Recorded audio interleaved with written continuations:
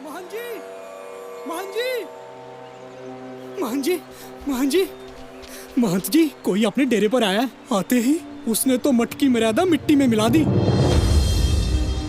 बकरे काटे और अपने प्रसाद बनाने वाले चूल्हे पर मांस पकने रख दिया और खुद वो आपके पलंग पर पसर कर बैठ गया। कौन है जिसने इतनी हिम्मत की? बाबा जी, सबक सिखाओ उसे। वहां बैठे ही पलंग समेत धरती पर उल्टा कर मारो, फिर जाकर पूछना। जाकर पूछना नहीं, अपनी शक्तियों को भेजकर पलंग समेत उसको यहीं बुलाऊंगा, अभी इसी वक्त तुम्हारे सामने।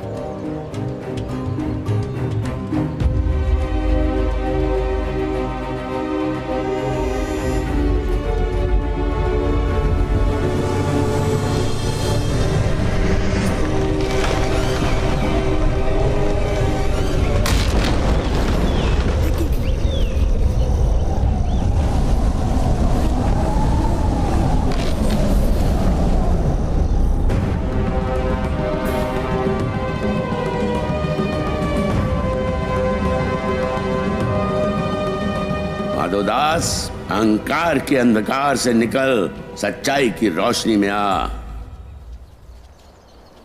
तुमने कुछ सुना? नहीं महंत जी, आपने तो कुछ भी नहीं कहा। माधोदास, परमात्मा की आवाज सिर्फ आत्मा सुन सकती है और आत्मा की आवाज सिर्फ परमात्मा। केवल मंत्र धुनी जमाने से शांति नहीं मिलती, चित्त को शांत रखना भी जरूरी है। तू भटक चुका है माधोदास। आज पहली बार तेरे सभी तंत्र मंत्र बेअसर साबित हुए। तेरे डेरे पहुंचने वाला शख्स कोई मामूली इंसान नहीं है।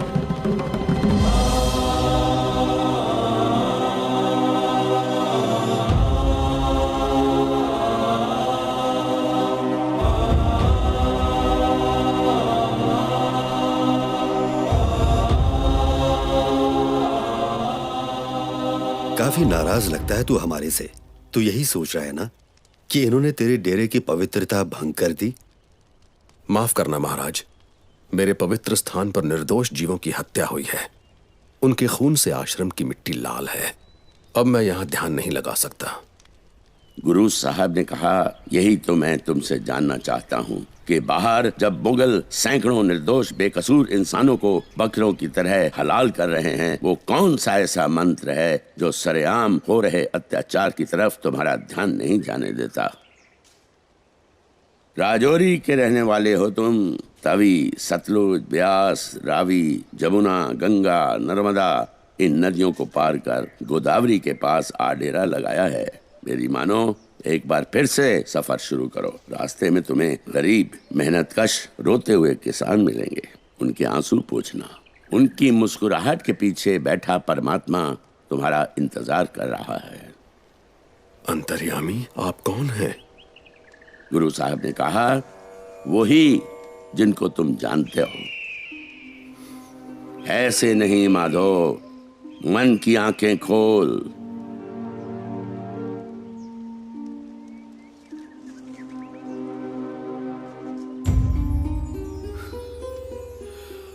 आप तो साक्षात गुरु गोविंद सिंह जी हो। हाँ माधोदास, जैसे ही गुरु साहब को दादू द्वारे के महंत जैतराम से तेरे बारे में पता चला, सीधा तेरे डेरे चले आए। मेरा सौभाग्य। गुरु साहब ने कहा, अपना भाग्य और जगह। तुम कर्मवीर हो। जिस कर्म के लिए इस धरती पे आए हो, उसकी कमान संभालो। तुम्हारा स्वभाव तो शिकारियों जैसा है। जुल्म के सताए हुए वो लोग उतने ही मासूम और बेकसूर हैं जितने तुम्हारे तीर से मरते हुए हिरनी के वो दो बच्चे जो पैदा होते ही तुम्हारे सामने दम तोड़ गए, जिनको तुम तड़प तड़प कर मरता हुआ देख न सके और शिकार खेलना बंद कर दिया। तीर भी तोड़े थे और कमान भी फेंकी थी। उस पीड़ा की तड़प ने तुम्हें लक्ष्मण देव से माधोदास बना दिया। अंतर्यामी, मैं? गुरु साहब ने कहा, हाँ हाँ, तुम कौन? जी, मैं आपका बंदा। वो कौन से पापी हैं जो बेकसूर लोगों का खून बहाते हैं। कैसे सजा देगा उन लोगों को? तंत्र मंत्र से उनके पलंग उल्टे करके? तंत्र मंत्र वाले माधोदास की मौत तो आपके दर्शन करते ही हो गई थी, बाजा वाले साइयां।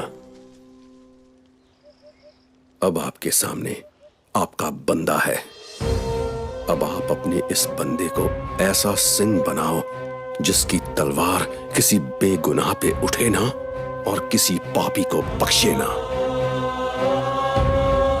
गुरु साहब ने कहा, बस तुम्हें बंदा ऐसा बहादुर सिपाही बनाएंगे जो इंसानियत के दुश्मनों को लोहे के चने चबवाएगा। अब तुम्हें हम गरीबों मजलूमों का सहाई खालसा बनाएंगे।